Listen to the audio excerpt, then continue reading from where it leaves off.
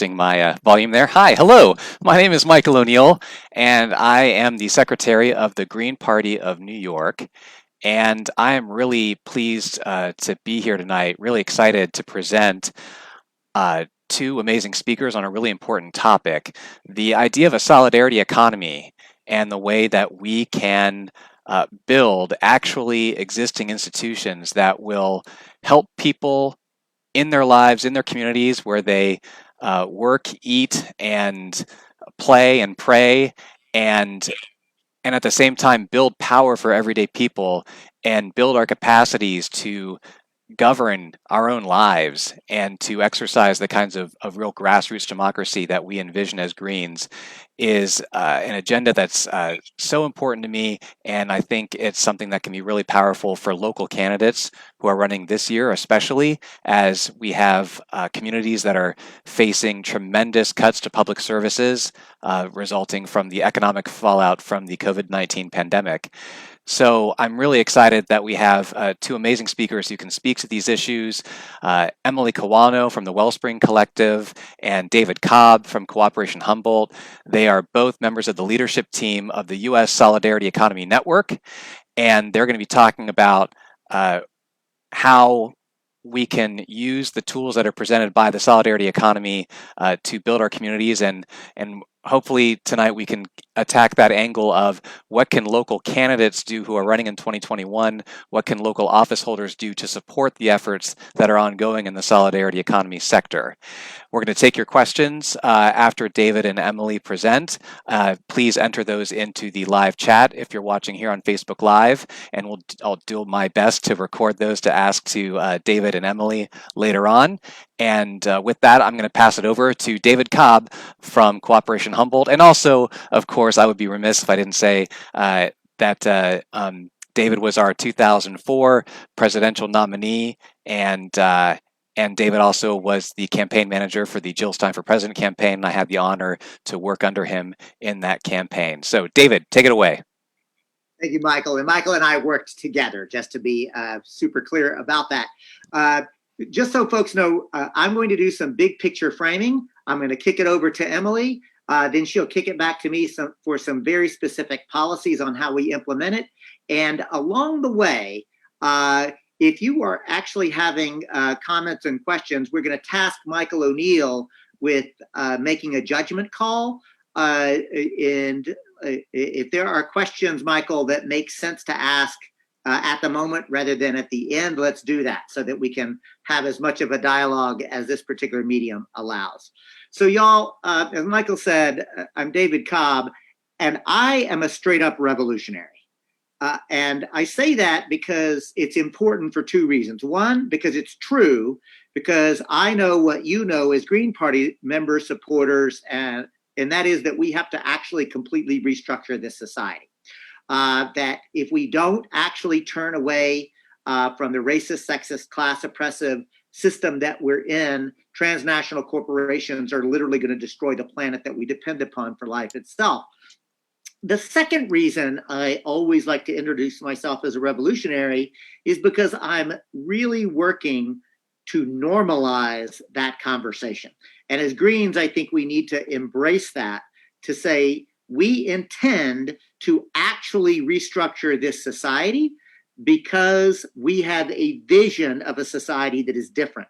And I hope when Emily goes through this presentation, it will become clear to you, as it has to me, that we can't win the world that the international four pillars of the Green Party movement represent: peace, justice, democracy, and ecology. We can't get to that world unless we deal with the economic system of capitalism, and we are committed to the framework that the solidarity economy represents. And with that, I will turn it over to Emily.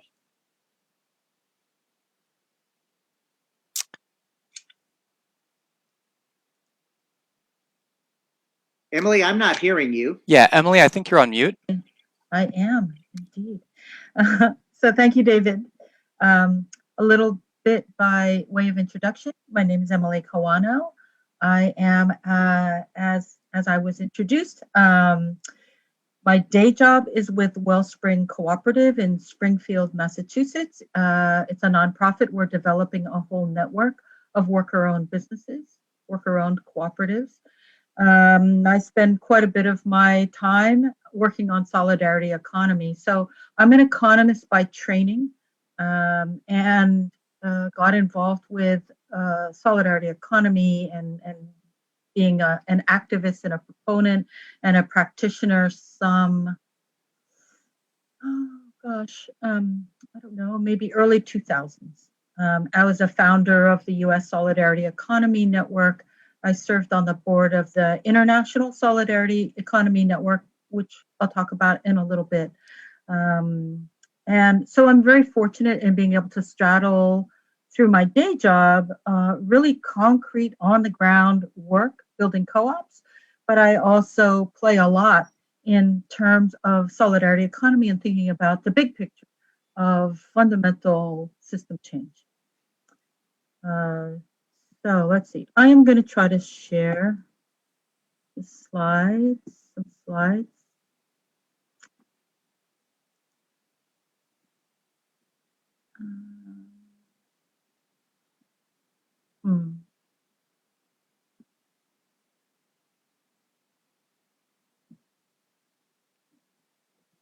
So are you seeing that?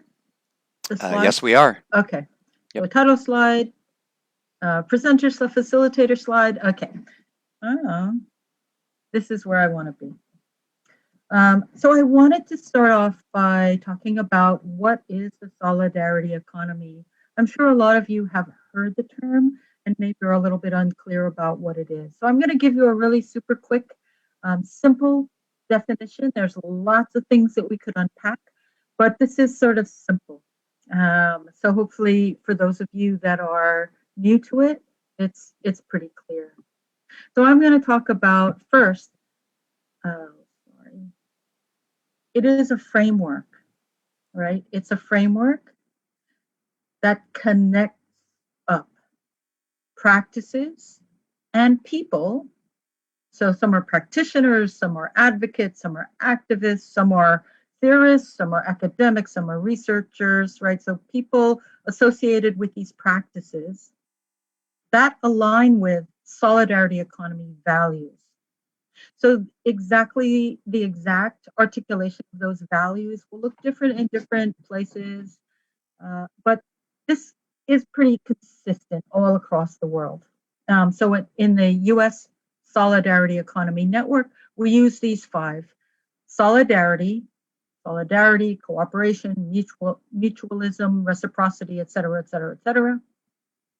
Democracy, so we mean participatory democracy and way beyond the sphere of politics. So democracy in your workplace, democracy in your communities, etc. The third one is equity. So we talk about equity in all dimensions: race, class, gender, etc., etc., etc. Right? So anti-oppression is an important solidarity economy value. Sustainability, and just to mention, we do embrace the rights of Mother Earth framework. And the last one is pluralism. And by that, we mean it is not a one-size-fits-all model. It is not a blueprint. It is a big tent under which, so, you know, the Zapatista slogan of a world in which many worlds fit. That is what we mean by pluralism. We're all trying to get to the same place of a more just and sustainable and democratic economy and world. But there are many paths, and we're humble. We're humble. We'll see what works. And in the meantime, as long as you are aligned with the values, yes, happy to embrace it as part of solidarity economy. And so this framework that connects these practices that align with solidarity economy values articulates a post-capitalist world. So we are very clear that our vision is post-capitalist, and we firmly believe that you cannot reform capitalism enough to really get us where we're trying to go in terms of more just and sustainable world. And we can get into that, why do we believe that? But if you believe that we can reform capitalism and we can reform it in a way that brings about a more just and sustainable world, that's okay, right? That's a position.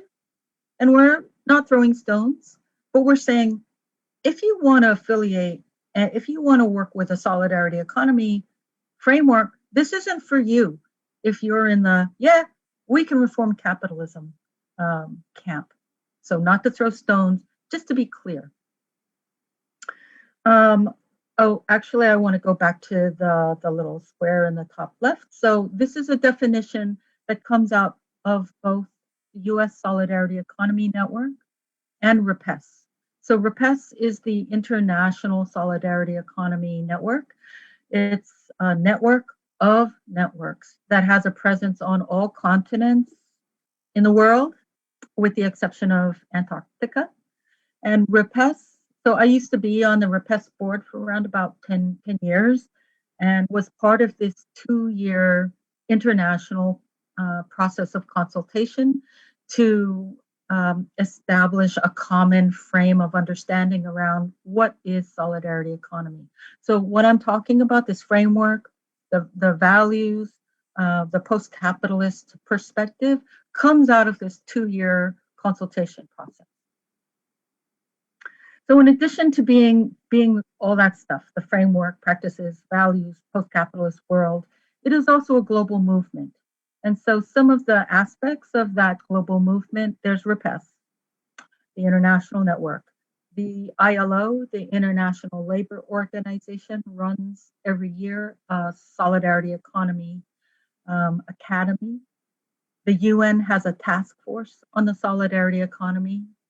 The solidarity economy has been enshrined in a couple of constitutions, Bolivia and Ecuador.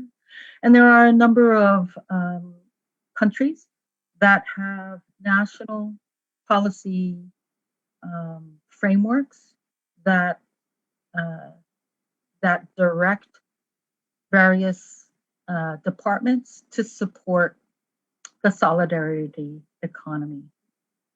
So it's just to give you a sense that there really is a there. There's quite a lot of legs to the solidarity economy. The solidarity economy exists in all sectors of the economy. There's lots of other ways you can look at it. I'm an economist, so I break it down in terms of these standard economic spheres of production, reproduction, distribution and exchange, consumption, finance, governance. And so under all of these, here's just some examples, right? And you can have access. We'll share the link to this slideshow. So, you can look at this at your leisure.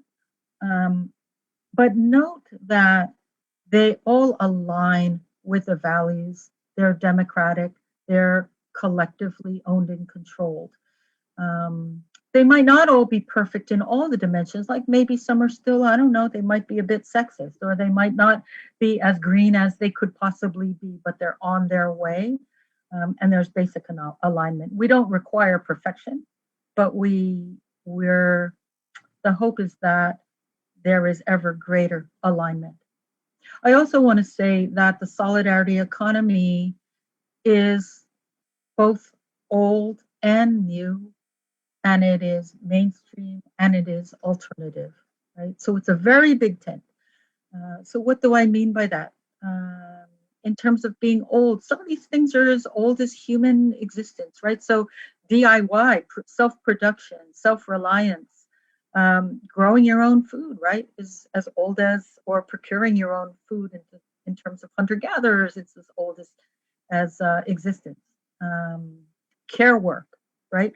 Solidarity economy would embrace care work as an important economic activity, even if it is not monetized, if it is not paid for. It's still a valuable economic alternative. And if you were paying for it, it's worth a lot of money, right? So we all engage in that, right? We all take care of our kids or maybe our parents or our siblings or our neighbors. So lots of old stuff. Some things are maybe newer, maybe. maybe some forms of time banking are newer, or maybe public banking is newer, right? So some is old, some is new, some is sort of alternative. Maybe fair trade is a little, it seems alternative, or toy or tool shares seems alternative. Some are very mainstream, like the public under governance, the public sector, right? A lot of these things would be keepers in our future world, right? Schools, right? Parks, libraries, things like that. In the future, in our solidarity economy, we'll certainly have to have some policies, whether they're on a more local or a federal level. That might be up for debate. So this is just a snapshot to give you a sense that we're not building from scratch, right? There are many, many, many, and this list could go on. There are many things that exist already, and many things that all of us pretty much participate in already, that are part of the solidarity economy. So I want to go back to the part about how solidarity economy is post-capitalist. And so in order to be clear about what is post-capitalist, I wanted to talk about what is capitalism. So a lot of people throw their hands up and they say capitalism is just too complicated.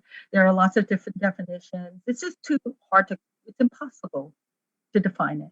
So I am speaking as a longtime member of the Center for Popular Economics, which is a collective of progressive to radical economists. And our mission is to help people understand how the economy works. So for over 40 years, we've used this as our definition for what is capitalism. So these 5 characteristics, and you need them all. One alone won't do the trick. All right. So the first one is the private ownership of the MOPs. Sometimes we call them the MOPs, the means of production. So that's your land, your factory, your tools, all the stuff that you need to operate your production. The second thing is wage labor. So that's workers who are hired and they're paid a wage. So they do not own the means of production, right? And right there, right, you have the private ownership of the means of production. That's your capitalists. And you have your wage labor, which are your workers. And right there, you have class struggle, inevitable, somewhat unavoidable on a system-wide level, right?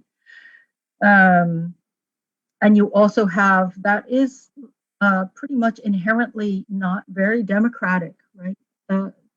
Even if the owners, even if the capitalists give some decision-making power to the workers, it's kind of like at their, by their grace. They can always take it away, and legally they have the power, or they're contesting, they're negotiating with union or something like that. The third thing is profit maximization. That's pretty clear. The fourth thing is commodity production. So producing for sale, not for use. So if you have a garden and you consume the stuff in your garden and you don't sell it, you are not engaging in commodity production. You are producing for yourself. And the last thing is all of these transactions are mediated through the market, so market exchange. Happy also if anybody wants to jump in with any questions about this stuff. And if not, I'm gonna move on. So let me just pause a second and say you need all 5. For instance, I have talked with people who are members of a worker co-op, and they would say to me, oh, we're a capitalist business because we engage in commodity production. We produce for sale. And also we sell through the marketplace. And that's not correct from an economist perspective. What's absolutely not there is the division, the class divide. You do not have the owner and the worker, right? The workers are the owner. Right? So a worker cooperative, by definition, would not be a capitalist enterprise. And Emily, this is David Cobb from A Voice Outside. Keep this slide up because I want to point out what Emily is talking about in terms of the co-ops is really important. The worker co-op would not actually be a capitalist enterprise, even though it is still operating within the larger capitalist framework. And that's why, to me, this is so exciting, because the solidarity economy and the concrete proposals and policies that we're getting to are a way for us as Greens to work within the existing system to transform it as we do it. There is something really powerful about that idea, that I think that if the Green Party, and I'm going to say when the Green Party really grapples with the difference between just having a good platform and actually having a program about how to actually win the new world, I think that's where we'll really begin to take off. So thanks for the opportunity, Emily, to point that out. Absolutely. Thanks for that input. Okay, I'm going to move on to the next slide, which is, why does it matter? So David spoke to some of that, of why it matters. I'll just dig in a little bit deeper or broader. So a lack of clarity about what capitalism is can really easily lead to just reforming and therefore thereby strengthening capitalism. It runs that risk. So for example, the New Deal, right? Lots of great things in the New Deal, right? Stuff that we would support, absolutely. Lots of public social welfare programs, the Works program providing jobs, lots and lots and lots of great things that are really highly laudable. But the New Deal, and y'all probably know this, right? The New Deal, those policies were stolen from the Socialist Party, right? It was really clear that it was stolen, and then it was used really to save capitalism, because at the time the Socialist Party was quite strong and growing because there was so much dissatisfaction. And the New Deal really saved capitalism by convincing people that capitalism could be more humane, could take care of the poor and the downtrodden, and could provide jobs for people that were unemployed, and that the government really could stabilize the economy. Okay, so that's the big danger, right? Clarity about the long-term vision, right? Clarity about the long-term vision of being post-capitalism helps to ensure that the solidarity economy is building transformative reforms, sometimes also called non-reformist reforms, as opposed to just a lot of reforms we absolutely support. But if you just stop there with that reform without having your eye on like what the long-term vision is of transformation, then again, you're shoring up capitalism. So one current day example is the Green New Deal, right? The mainstream versions of the Green New Deal, and David can talk more about this. But the mainstream version of the Green New Deal does not challenge capitalism. It's working within the capitalist framework. Definitely good things there, but it doesn't address issues around democratizing the economy, about power, ownership, control. Okay, I think I'm stopping there. And if there aren't any questions on the stuff that I talked about, then I am passing it on to David. So see the slide right here for a moment, Emily, because I'm going to pick up on that notion. The Green New Deal is really instructive and illustrative for us, because those of us on this call, I hope, know that the original idea of the Green New Deal actually came out of the Green movement, and its first articulation was actually in Europe. Then the Hawkins campaign for governor here in New York State was the first time that it came to the United States as a formal policy proposal. The Stein campaign of 2012 was the first time it got a national airing. And of course, the Stein-Baraka campaign of 2016 was a central part of her campaign. Now, why am I, and it's not because I expect or want the Green Party to get credit.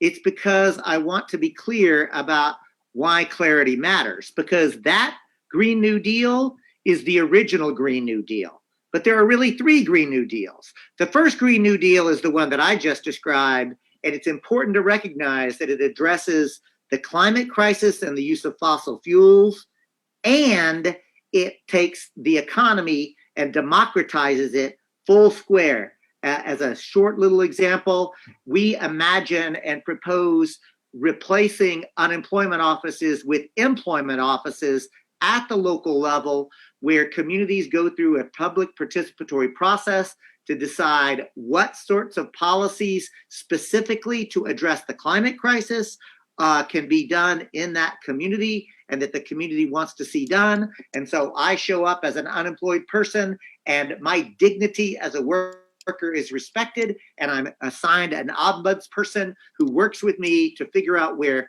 my best skills, talents can be served as part of a regenerative economy to shift it away. So democratizing the economy. But wait, there's more, because the real Green New Deal takes the military industrial complex and the US empire head on and demands that it be dismantled. Now, let's compare that to a second version of the Green New Deal, which is that proposed by AOC, Bernie Sanders, and others. And it does a very good job of addressing the climate crisis and fossil fuels. Doesn't go as far as the Green New Deal does, but we have to honor and acknowledge what it does do well. It addresses fossil fuel use, but it is silent on the economy, and it is silent on the military industrial complex. The third version of the Green New Deal, that's the one that Pelosi and the Democratic National Committee are hawking. And as Mike, with a hat tip to Michael O'Neill, that proposed Green New Deal is neither green, nor new, nor a deal. It is literally just greenwashing. And that's why clarity matters, and clarity about capitalism matters. Emily, would you go to the next slide on SE policies? I would just want to hit this really quick before we turn to Michael O'Neill. I did something funny to my screen. Hold on. What are you seeing? Are you seeing like just why does it matter? Why does it matter is what I see. Now I see it stop. Okay. So here is a very concrete policy, and I'm pushing, if you are a Green who is going to run for office or going to support a Green running for office, there are specific policies that we should be running on our platform that calls for the creation of worker-owned cooperatives. In addition, there should be a policy call for the creation of local, regional, state, and if they're running for Congress, a national public bank to literally democratize the money supply. But wait, there's more. We should be calling in our platform and as candidates running for office to prioritize and support the use of community land trusts, to take land itself, especially for housing, out of the private commodity market, so that housing is no longer a commodity that's bought and paid for at a profit, but instead is understood to be a human right, and community land trusts can do that. For climate change, we can do the same thing by calling for local owned and produced energy and transmission lines, sometimes known as municipal power. Again, we should be articulating a call to codify the rights of Mother Earth in law. And lastly, the use of participatory budgeting as a way to democratize the decision-making about how money is spent. So I hope that you can see, to take a step back, what Emily has just described, and I thought brilliantly, was why Green should take an explicit framework of the solidarity economy and say that we do not believe that capitalism can be reformed, because capitalism, with its demand for profit maximization, its demand of private ownership of the means of production, its use of wage labor, is not only exploitive, but ultimately it is going to destroy the planet, because it pretends as if we have unlimited resources on a finite earth, finite planet. And that, my friends, is the ideology of cancer. Green should be clear that we are post-capitalist. We understand that there are lots of ways to be post-capitalist, but we are absolutely post-capitalist. And as Greens in our platform, and we should be having these policies specifically articulated. And then lastly, Greens running for office should be running on these policy proposals as part of a program, because there is a difference between merely having a good platform position and a program that understands the intersections of socio-political and economic systems. And that's why I think that I am very excited as the co-coordinator of the U.S. Solidarity Economy Network and a proud registered Green Party member and Green Party organizer to bring the movements together. And I'll conclude with this. I am working to ensure that the Green Party should and can be the electoral arm of this new framework. And with that, I'll pass it to Michael O'Neill. Thank you, David. And oh, great. I was going to ask Emily if she could stop sharing the screen, and she has done that. So I'm going to bring myself back up on video here in a moment and go to gallery view, and we're all cut off. No, we're not. We're good. All right, great. Everything's fine. So thank you, David and Emily, for that fantastic presentation. And I want to relate some questions that have come in so far. So one question is, why is money still the medium / schema for trade within solidarity economies? That's a question from Jennifer. And Emily, I think you touched on that a bit in terms of talking about that capitalism relies on a full set of criteria. And it really needs that full set for it to be capitalism. And so can you tease out a bit more about how we can build collective capacities and work towards transforming the system while money is still the medium of exchange within some of the solidarity economy tools that we've been talking about? So there are some mediums of exchange that are forms of money that we would embrace as solidarity economy. So social currencies or local currencies, as well as electronic currencies, as well as time banking, right? You could do barter, right? You could do, but then you need this, you need to have both this thing that the other party wants, and they have to want what you have to offer, right? And that can be kind of hard. So money is a way where you don't have to have those matching needs, right? So money by itself isn't a terrible thing. I don't think. There are problems with our official currency and the way that it's controlled by the Federal Reserve, and the way that the Federal Reserve holds so much power, and it's very undemocratic, and it really serves the interests of the bank. That's a problem. But local currencies are really interesting. Mostly in the United States, they're really small. But there are countries that have been operating their own social currencies for a long time, and they're national, right? So Switzerland has something called a WIR, the WIR. It's a social currency. It's not the official currency of the country. There's a whole bunch, right? And historically also there are experiments when economies have been devastated and people have just said, look, let's create our own currency, right? And that really helped to jumpstart the local currencies that were devastated by, say, war. And often when they become successful enough, then the central bank comes in and scrunches it, right? Because it's a threat. So I don't think money per se is the problem. It's who controls it. Thank you, Emily. And I'm going to thank you, Jennifer, for that great question, because I want to be clear. I can very easily imagine an economy that does not need money at all. And that would mean simply that goods and services are provided free for all people. And what I don't imagine that we can get from the world that we live in right now to that world that's in my head where we don't need money, right? So I want to be clear that the solidarity economy does not require there to be money, nor does it require that there not to be money. Your question raises an example of why pluralism, right? There are folks who would be solidarity economy practitioners who would actually agree with you, I think, that says, actually, no money. Like it should just be goods and services.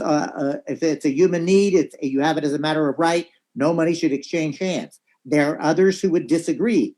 That's the point, right? What we will not compromise on our core principles and values, but the tactical things, there's a lot of room for maneuvering. Thank you, David and Emily. A viewer writes in to ask, how do community councils and similar processes that have been explored in the Global South relate to the solidarity economy? David, do you want to take that? Do you want?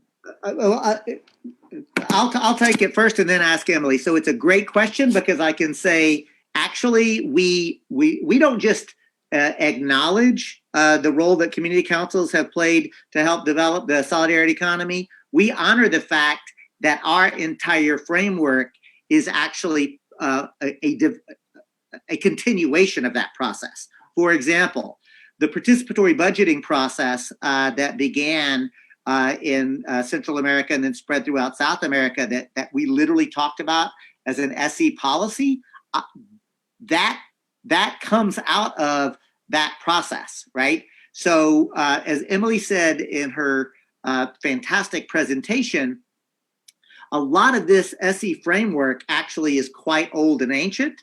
A lot of it actually is based on indigenous understanding. And by the way, let's remember that every human being descends from indigenous peoples. Somewhere, all of us had ancestors that were properly rooted and in right relationship with watersheds, right? That's the human experience. What I'm getting at is those community councils are, in my opinion, some of the most exciting examples of solidarity economy in practice. All right. A viewer writes in to ask if solidarity economy principles relates to modern monetary theory. Oh. And we could perhaps open that up to other forms of monetary reform, or how we manage finance as a society. Well, one thing to say.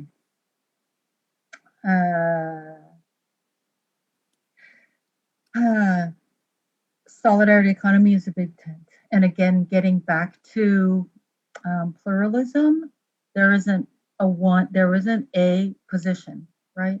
And so modern monetarism, I think there's a clash. I don't think there would be any defenders of that. But I'm not sure, I don't know enough about what that person is asking about, what sort of monetary theory they're talking about. But there's going to be a lot of different views, and solidarity economy certainly doesn't have a singular answer nor a singular position, right? Like within our mix, we have people that are anarchists and socialists of various stripes, democratic socialists of various stripes and tendencies. But there are also people that don't have any label at all, right? They have not aligned with any particular ism. So it's a big tent. There's a lot of views. And that's something that's very, to me, very liberating about solidarity economy. You don't have to plug down your flag and say, I support all the aspects of this party platform. So I find it very liberating. And my quick answer is, look, I'm glad that Greens are having genuine debates about monetary theory, because I know that there is debates around sovereign money versus modern monetary theory. For me, I think that those debates are healthy and good, but in terms of the idea, like the core idea of modern monetary theory, that a sovereign nation has the ability to simply print as much money as it needs, that a government can do that, and not to be concerned about so-called deficit spending, that I completely agree with. But I think it's a deeper question about the who actually controls the money, who prints the money. I don't believe, I believe in full democratization of money, which is why you'll notice that public banks is one of the things that we propose. And one thing that Emily and I have chuckled about is that even in the debates between MMT and sovereign money, everybody in that world, at least to my knowledge, agrees on public banks. So that feels like a very safe position. Not safe in a like we're scared position, but this is one that we feel very comfortable is the ecumenical approach that makes good sense. Emily and David, would you describe the solidarity economy as Marxist? So a question from one of our viewers here. Yeah, so you're going to get tired of hearing this answer. It's a big tent. There are plenty, I'll answer that personally. Do I label myself a Marxist? I've studied Marx, right? I'm an economist by training. I went to one of the very few radical economics departments in the country at UMass. So I've certainly studied Marx. Is that my label for myself? No, not really. I mean, I think a lot of Marx is important, but it's not particularly a label that this is not a label that I choose. There are lots of other ideas and thinking shape me. So I just think you have the gamut. You have a lot of hardcore Marxists. You have people like me that are somewhere in between, that are familiar with Marxist theory, maybe aren't using that label. And then you have people that haven't studied Marx at all and are coming from other directions. So it's a big tent.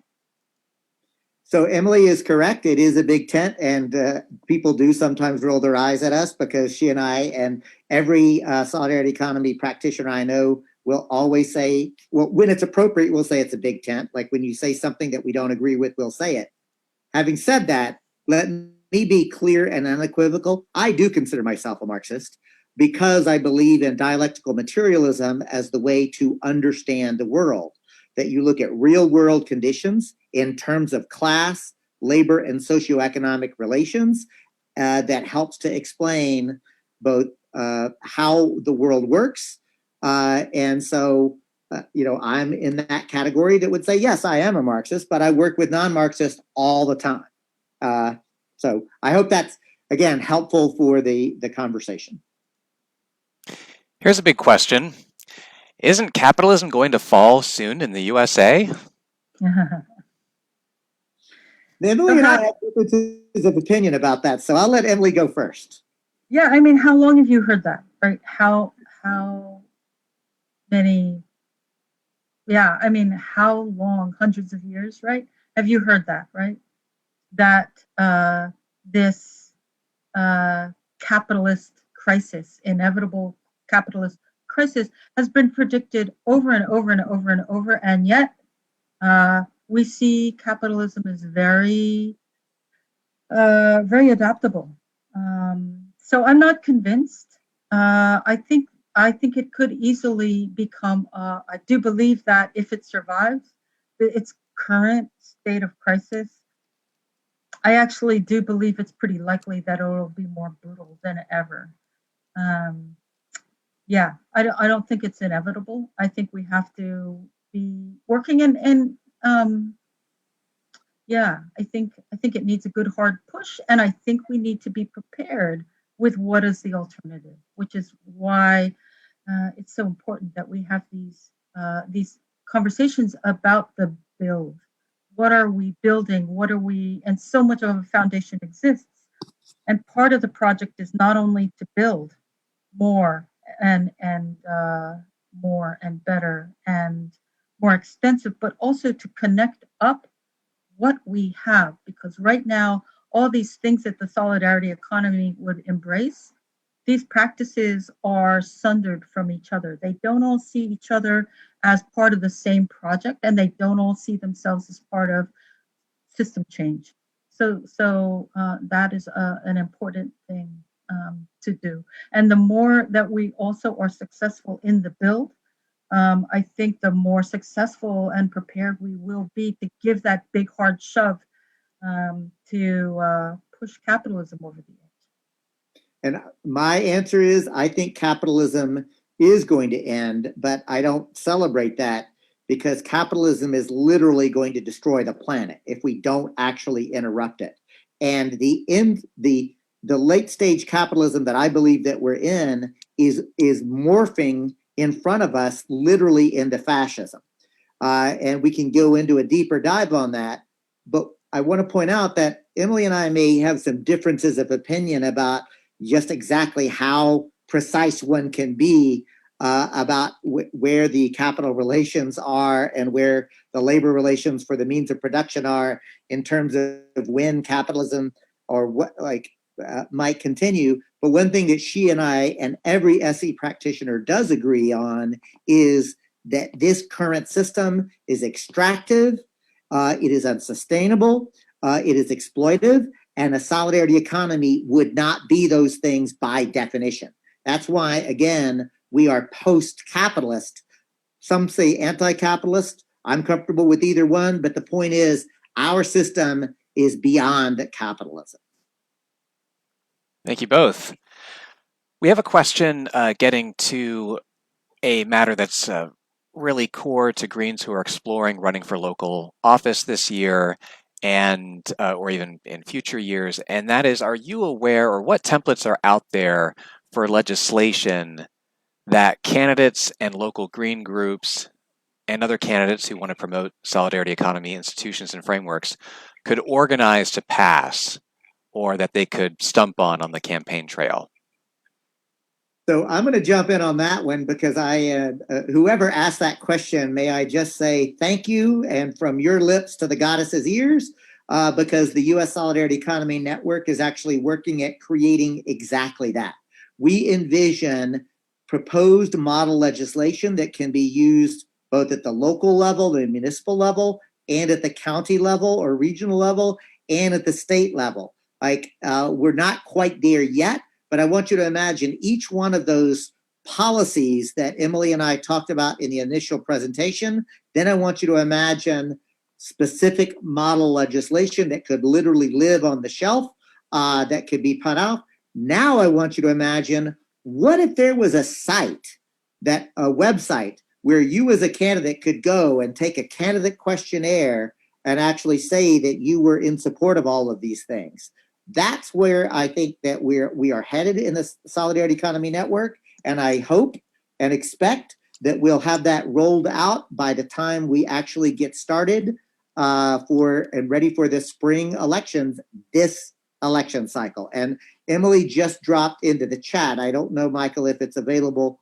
I suspect our Facebook folks are not able to see it, but there is a candidate survey that is the basic skeleton of what that new proposal is going to look like.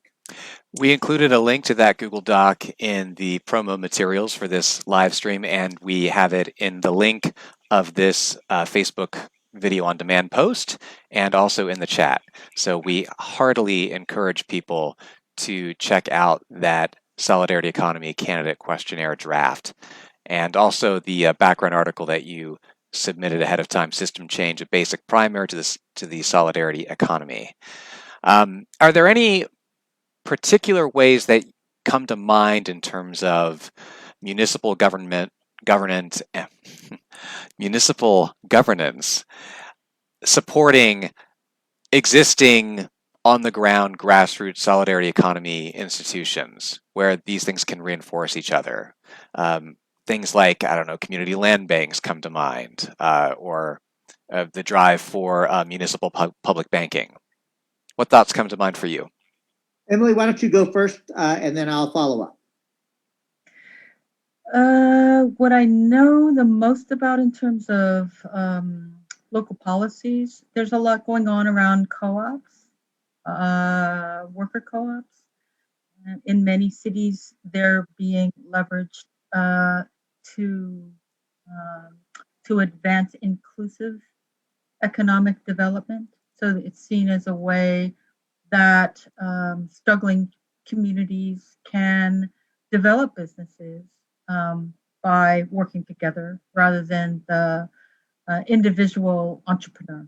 Um, so it is really being seen as a way of building up the economy in struggling communities, communities of color, immigrant communities.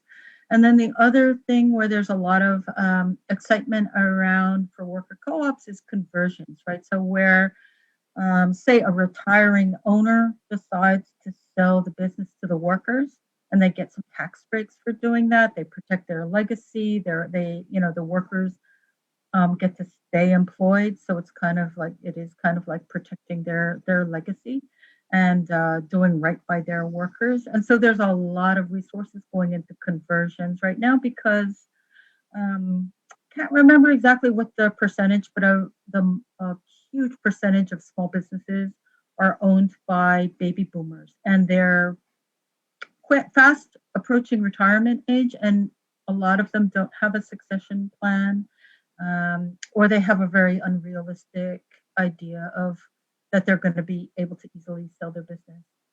So I know there's a lot of policy work around co-ops. I'll stop there. I mean, around all the practices, there's some policy work, but like really concerted, like a tidal wave of policies, I feel like it's not that strong. But I'll let David speak to some others. It is emerging.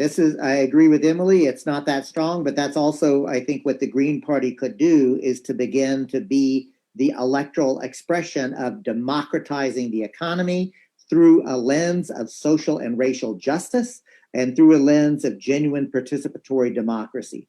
So imagine the worker co-ops that are already beginning to emerge, that Greens everywhere say, this is how the economy should actually be working. But wait, there's more. Let's look at participatory budgeting. Again, participatory budgeting came out of Central and then South America, and they've been using it in a very profound way. And it's already happening here in the United States. Chicago used it, I think, in 2010, 2011. And I know that they've engaged literally tens of thousands of residents in 12 different communities over how in the last decade they've allocated, I think, $20 million plus through the participation of non-elected citizens in the conception and allocation of public finances. So this is not just an abstract idea. Literally, it's being used. And to my knowledge, Emily, Chicago is probably the most advanced version of the application of participatory budgeting. Michael mentioned public banks. I'm very honored to tell you that one of my other hats is as an active leader in the California Public Banking Alliance, where we literally passed the first law in 100 years that allows the creation of local and regional public banks. We passed that in 2019 in February, or in 2019, and in early February, we were working with the Department of Business Organization to promulgate the rules for how those local and regional banks would hit. COVID struck, so we've been scrambling since then. But the point is, right now in California, there is a law that allows the creation of local and regional public banks. We're taking a look at whether we can do that at the statewide level. And I want to take a moment to say, I'm a Green, and I was participatory on the California Public Banking Alliance as a Green, and the California Green Party was part of that movement. And I think that there were many Greens who were actually running for office on that helped to elevate it. The reality is that the Green Party can put into the public discourse right now these kinds of concrete proposals that Michael just asked us about.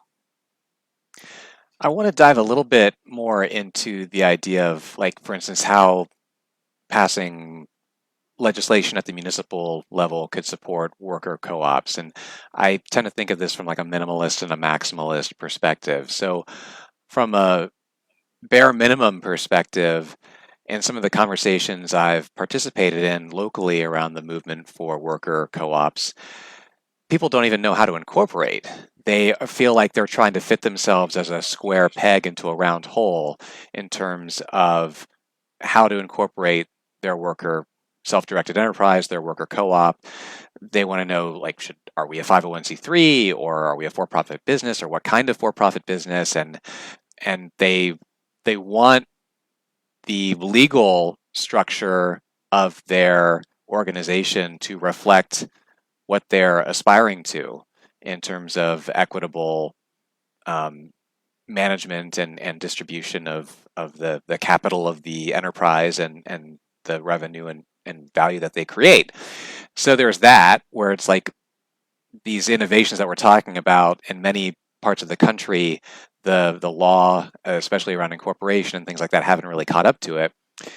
Then on the other side is like actual, government subsidies to encourage people to form worker self-directed enterprises, to finance conversions into worker co-ops, and providing a kind of solidarity economy welfare in the way that we provide a lot of corporate welfare to massive conglomerates that aid the concentration of wealth. Only in this case, we are trying to spread the wealth and share the wealth and create more equity in our society. So on that spectrum, are there examples that you can think of along the lines of worker co-ops in terms of different places in the country where maybe there are different regulations or different conditions on the ground that affect those efforts, that Greens and other people running for office could kind of leap in on and try to move the ball forward? Yeah, I'll take a crack at that. So there are a number of states. I'm sure some resource hubs, the U.S. Federation of Worker Co-ops, and the Democracy at Work Institute are probably two good places that are collecting all this and centralizing this kind of information. So a whole bunch of states have a co-op entity statute. So in Massachusetts, you can incorporate as a co-op. I have to say, and this is me, just me personally, sometimes I feel like there's too much of an obsession around that. And in Massachusetts, it's kind of restrictive. There's all kinds of things that you have to meet. And like for Wellspring Cooperative, for our co-ops, it was very hard for us to meet that. A certain number of people have to start off as a worker owners. And sometimes the way we were starting up cooperatives, it just didn't fit. So all of our businesses are incorporated as corporations. And the really important thing that makes them a co-op is not how you incorporate, whether you're incorporated as under 157A, which is the co-op statute. It's really about your bylaws. It's about your bylaws. So you can be a corporation, you can be an LLC, you can be all these different forms, but what matters is your bylaws and how you actually implement them. But there's lots of work on that level, right? Passing co-op entity laws. Yeah, a lot of cities, again, there's information I'm sure collected here and there about what cities have allocated how much money for a range of things, right? A lot of it has been about co-op development. So funding co-op developers to run like co-op academies to help people jumpstart their cooperatives. Sometimes it's to capitalize a pool of money to help those co-ops start up. Some cities like, what's the one, Richmond, right? So they hired somebody on the payroll to develop co-ops. So there's a whole range of investment going on, and it's running in some cities in the multi-million-dollar range and multi-year funding. New York is probably the furthest out there. Y'all might know, like, what is it up to? Last I knew, it was probably like $9 million. It's over $10 million now in New York City, Emily. So the two places, Michael, that you can see this experiment playing out the best, frankly, New York City and Berkeley and Oakland, right? Like these two laboratories. And I think it's important to recognize why Green Party activists and organizers should really take this on, because as Emily said, like, yes, you can create worker co-ops now, but as Michael said, it in many respects is trying to fit a round peg into a square hole, because the economic system, the legal frameworks don't really facilitate it. That's where Greens can come in to run on campaigns unequivocally and explicitly saying, I'm running to democratize our local economy. If you vote for me, you're voting for the ability to create participatory budgeting processes. You're voting. I will introduce legislation on my first day to create procurement policies that will prioritize and preferentially treat worker-owned cooperatives. I will ensure, just as we prioritize, a lot of policies prioritize women-owned or minority-owned businesses, we could do that with the promotion of worker-owned cooperatives as well. This is what I'm talking about, why we as Greens need to take this on. And I believe it actually should be not only, again, part of our platform, but we should be developing a program that actually says, this is what it means. We take the abstractions of the 4 pillars of the International Green Party movement, the team key values, and we say, these policies implemented now will make your life better. Would you imagine? Oh, go ahead. Can I add something to that? I mean, I think policies are really important. I feel like maybe we need a caution about policies getting ahead of what's going on the ground. So, for example, if you want to see co-op development in a given city, and there is not a co-op developer that can work with folks in struggling communities, then these policies will probably help to start up co-ops in relatively affluent communities where folks have the skills, they have the connections, they have the confidence, they have the social capital to start up their own co-op. So, I mean, I know this well from my neck of the woods. The Upper Valley is the 5 College area, very, very co-op rich. The Lower Valley are urban areas, Springfield, Holyoke, etc.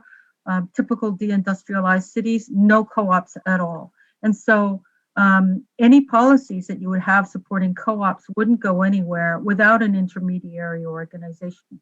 So if you don't have that infrastructure already in place that actually is committed to working in the communities that we're saying we want to center, communities of color, immigrant communities, marginalized communities, you know, it's quite likely that the policies might reinforce the sort of divide. So I think it's really important for that on the ground work to be there. And is there a way that you imagine a local elected official being able to support those kinds of intermediaries or those kinds of local institutions? If they exist, right? Right. I mean, that's a question, right? Right. I mean, there are municipalities that don't have organizations that are thinking about building any kind of solidarity economy, this or that, like they're really traditional. Mm-hmm. And then what? You know, so it doesn't do any good to pass a policy where there's nobody that can help. And a worker co-op in particular, other things might be different. Where policies can help the community come together and do this, that, or the other, maybe community gardening, or maybe mutual aid, or many, many things. But building a business is, it's tough, right? So Wellspring provides an incredible amount of support for our business. Even our business that's now 7 years old, we still provide a lot of support. I mean, people have issues or challenges around literacy, around filling out forms, don't want to talk to that person at this office, right? So, you know, it's a long process of getting people trained up and getting them skilled up to take all this on. And in the meantime, that intermediary role is really, really, really important. And that's why, Mike, I thank you for that astute question, because what I would say is, and that's why, as a proud, unapologetic registered Green, in between elections, whenever I'm not, we elected a Green to Eureka City Council. We just passed ranked choice voting. I threw down on this election cycle in local elections. And you know what?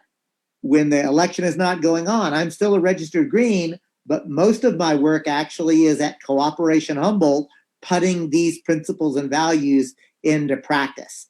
And I think that it's important to be seen being Green, but not to think that the Green Party is the end-all be-all of the social change world. In the ecosystem, the Green Party has a profoundly important role to play as the electoral arm of the movement. And that's why on this conversation, yes, your concerns, Emily, and your warnings not to get focused only on policy, that makes sense. And yet for Greens, we need to get it right, because that's the role that we play in the ecosystem.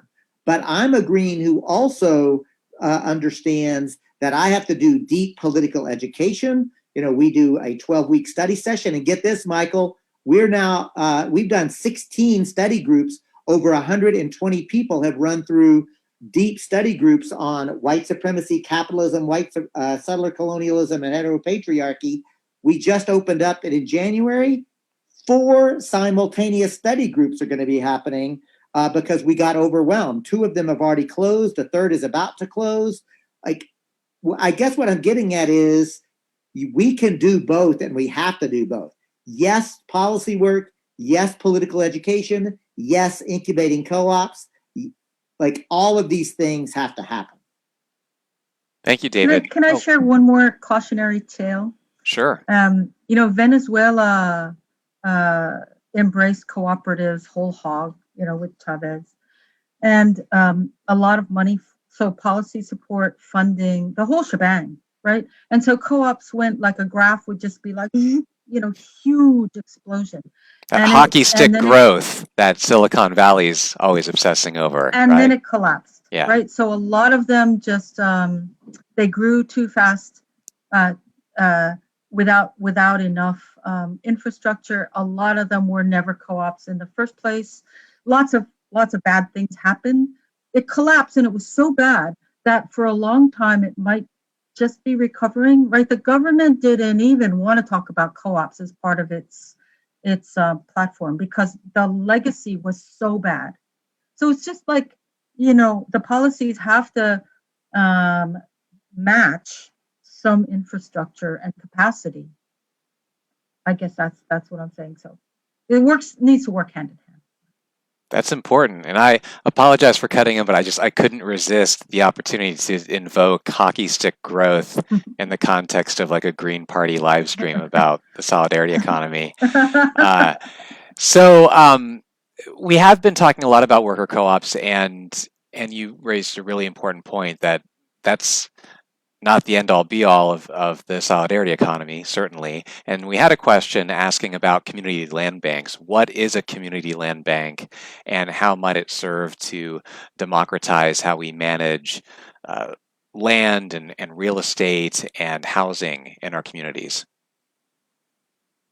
You want to take that on, David? Do you want me to? I think you should take that one on because you've got a little more familiarity with land banks and land trust than I do. A little bit. So I'm more familiar with CLTs. My understanding of a land bank is if there are properties, for example, that are going into foreclosure, and the city is going to take possession, they would throw it in a land bank, and it would be held there with certain criteria, like that it should be.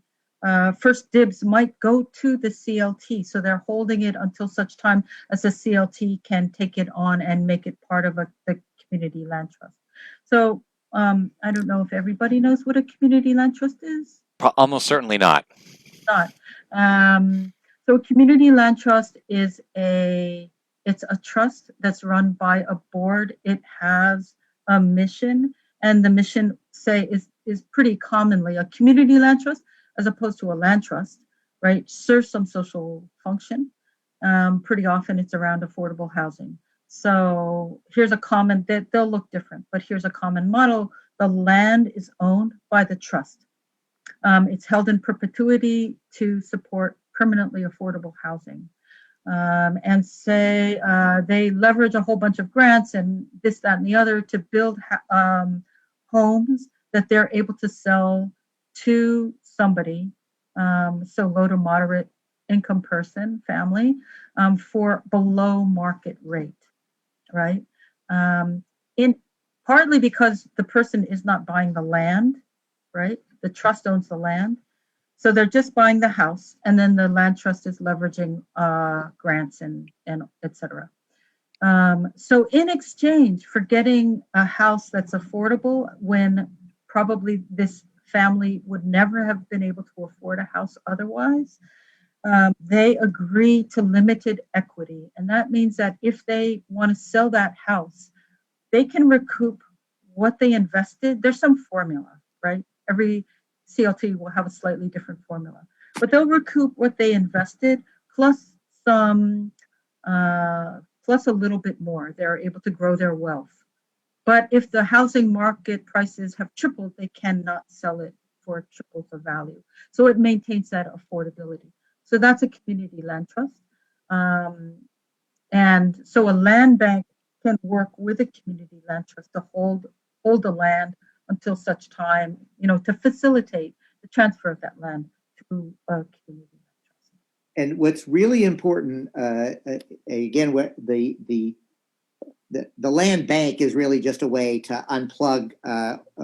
Like they don't develop like land bank, like they're not the same thing. But the point where I want to land here, Emily's description about the community land trust around housing is it takes that structure, the land and the building on it, it takes it out of the commodity, the housing as commodity. It takes it out of the capitalist framework in its entirety. And you can begin to start if you like, it's sort of like if you add up enough of those like little rhizomes and start to connect them, then you actually can build a movement of movements that actually says, no, we're going to treat housing as a fundamental human right.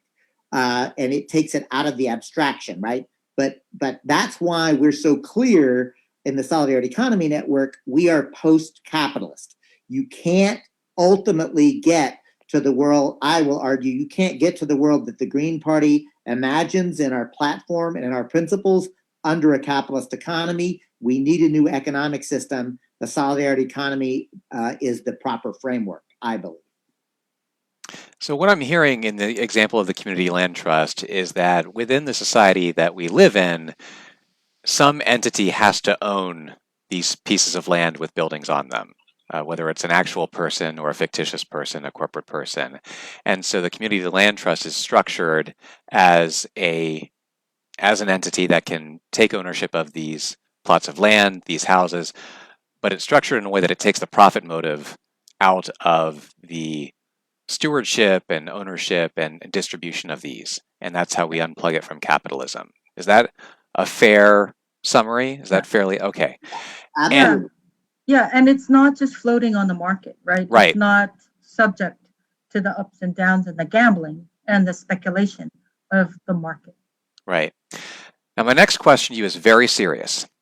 Has there ever been a home renovation flipping reality TV show built around a community land trust? I don't even know of a TV show like that anyway, is there? Let me tell you, reality TV show around house flipping is everywhere. Okay. No, not yet, but you just said $1 million idea. Like this is like, I love it. I'm not even joking about this. Can you imagine? Oh, and by the way, wait, there's more. And the flippers themselves have to use a worker-owned construction company to do it. Arizmendi is I can right now list 3 different, one in Seattle, one in San Francisco Bay Area. I know that there are others. Construction companies exist that could actually do this. What if we actually pitch this idea to say, we're actually going to do a house flipping, but as CLTs, and we're going to only use worker-owned construction companies in order to do that work. The production company can be a worker-owned, self-directed enterprise, Michael, even. I know that was a quip, but you've just made the point that I make all the time, and that is this. If you can imagine any commercial venture, I can, with a little bit of time and effort, show you how you could do that same commercial venture in a cooperative way. Excellent. Well, that idea is in the ether, and if no one is able to get to it before we can, then we'll talk. Great. We'll have our people talk. But if someone wants to take that ball and run with it, in the meantime, I'm all for it. One more question from the chat: abandoned buildings. How do those fit into a community land trust, land bank framework? So I'll take this one. So if a building is truly abandoned right now, the easiest way to actually begin to rehabilitate it is first it would go into a land bank. Like that's the point, right? It actually would take that building and take it out of that's where the difference is. A land bank and a land trust are not the exact same things. They're different entities with different purposes and different powers. But the point is that the land bank can intervene to resolve back taxes or title issues that might, because that property is known as a distressed property, right? But by utilizing the powers of the land bank, and that has to be almost always through what's known as state enabling legislation, a land bank can basically access that property, clear title to it, and get it into a position where a community land trust then could step in and rehabilitate it. But this is the reason, let me point out, so a land bank typically is operating in the capitalist framework. So even the land banks, then these developer assholes like Trump, et cetera, will come in and privatize it and make money off of that public process of the land bank. Did that make sense, that distinction? Yes, yeah, I found that really helpful. Well, we are coming up, kind of approaching the close of this program, and you've been so generous with your time and expertise. And in the 5 to 10 minutes that we have left, I wanted to give you both an opportunity to talk about where people can find your work, anything that's coming up in the solidarity economy world that you recommend people plug into, whether it's upcoming virtual conferences or book releases or anything like that. And just any other closing thoughts that you have for our viewing audience. Emily, would you like to start? Sure. I will mention that we're running a Solidarity Economy 101 online workshop, June 30th. I guess I don't know. Are you sending out any information? I can send a link. If you're sending out any information. Okay, so I'll send you a link to that. Just to mention, we were way oversubscribed. We had over 900 registrations. So we're running it again. Come early. If you want to get in, we'll have to cap it at 200. And we'll also circulate the tape. And we're hoping to develop like a do-it-yourself, right? So if people want to do this training themselves in their own communities or their organizations, this will support that. Wonderful. So in addition to the Solidarity Economy Network 101 that's being offered, stay tuned for that candidate questionnaire and process. I don't think I'll be speaking out of school to acknowledge that Michael O'Neill is doing a lot of the work in helping to make that happen. So I really want to honor Michael for that great work. But wait, there's more, because I also want to encourage you to check out the Green Eco-Socialist Network. We are a group of Greens. We are not a formal organ or committee of the Green Party nationally, but we are instead a current. We are a group of folks who are practitioners and believers in the post-capitalist version of the Solidarity Economy Network and eco-socialism, trying to organize within that. So check out the Green Eco-Socialist Network. We are a dues-paying, members-driven organization. So I want to encourage and invite folks to check that out. would love to have your participation. In addition, I would encourage you to take a look at a local version of what this might mean through the work that I do here in Humboldt County, California, what we laughingly call the real Northern California, because we're still 300 miles away from the Bay Area, San Francisco, and Oakland. But if you go to cooperationhumboldt.com or .org, either way, you will see an effort to put these principles on the ground. The reality is that I and most of the core members, or most of the leaders of the Cooperation Humboldt are Greens, but we have some who are declined estate. We have others who are registered Democrats. But the point is, there is a way to do this work that is not dependent merely on elections. And again, I'll say it again, the Green Party has a profoundly important role to play in elections because we aim to be the electoral arm of the movement. But as Green Party members, we should not become mere electoral fetishists. Like, that's not the only thing that we can do. We cannot be the arm of the movement if we're not also rooted in the movement. So we have to be in the streets, we have to be in the suites, and we have to be at the ballot box as well.